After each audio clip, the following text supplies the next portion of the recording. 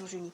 Je remercie Madame Frazier de son intervention et je donne maintenant la parole à Monsieur Ted Shaiban. Mr. President, thank you for... Monsieur le Président, je vous remercie d'avoir invité l'UNICEF à parler aujourd'hui. La nécessité de cette discussion ne saurait être plus urgente. La guerre en Ukraine continue de détruire la vie des enfants. Selon des rapports,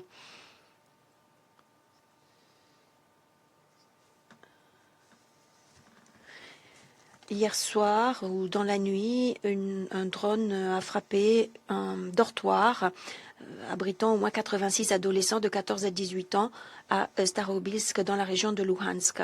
L'attaque aurait fait 6 morts, des dizaines de blessés, y compris des enfants. Il est trop tôt pour savoir exactement le nombre de victimes et nous croyons comprendre que les opérations de secours sont toujours en cours.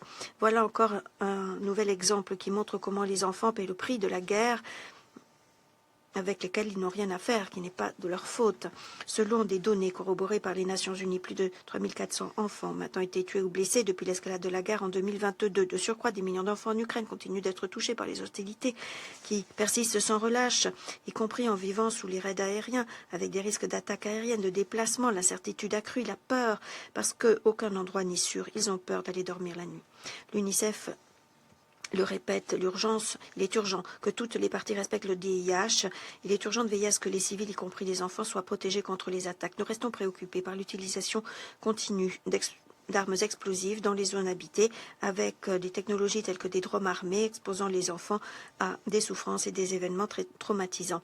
En outre, des services essentiels que les enfants, les adolescents, les jeunes ont besoin nécessitent pour leur survie et leur bien-être continuent d'être attaqués, y compris les maisons, les écoles, les centres de santé, les services d'énergie, d'eau, les systèmes d'assainissement.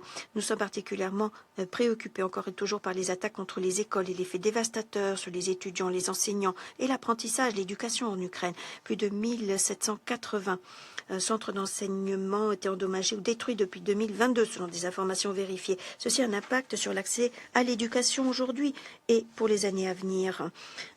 Ces 4 dernières années marquées par la guerre dévastatrice, les enfants ont été contraints de quitter leur maison à maintes reprises. Plus d'un tiers des enfants ukrainiens, 2,6 millions, restent déplacés, y compris plus de 791 000 enfants en Ukraine et près de 1,8 million à l'étranger. Selon la dernière étude de l'UNICEF, un adolescent sur 3 de 15 à 19 ans aurait dû être déplacé au moins 2 fois pour des raisons de sécurité essentiellement. Chercher un meilleur accès à l'éducation et à des services sociaux a également été signalé comme une des causes de déplacement. Monsieur le Président, Excellence, la peur constante des attaques, le fait de se réfugier constamment dans des sous-sols, rester isolé à la maison avec des contacts sociaux limités, signifie que les enfants et les jeunes sont épuisés. Ils ont besoin de soutien pour reprendre leur fil de leur vie, revenir à l'école, avoir de nouveaux contacts sociaux et pour guérir après les dommages indicibles infligés à leur santé mentale et à leur bien-être. Il y a une augmentation alarmante de difficultés de santé mentale pour les enfants et les adolescents en Ukraine. Une étude de l'UNICEF de 2025 a révélé que près d'un adolescent sur 3 est triste, sans espoir, les filles en particulier. Je voudrais terminer en présentant 3 requêtes au Conseil. Premièrement, il faut un nouvel engagement pour veiller à ce que les parties au conflit respectent leurs obligations pour protéger les enfants conformément au DIDH et au DIH. Les enfants continuent d'être tués et blessés par des armes explosives dans les zones peuplées. Ceci doit cesser. Deuxièmement, nous voudrions faire écho à l'appel pour un accès humanitaire sûr, rapide et sans entrave en Ukraine, y compris dans le territoire occupé temporairement par la Fédération de Russie.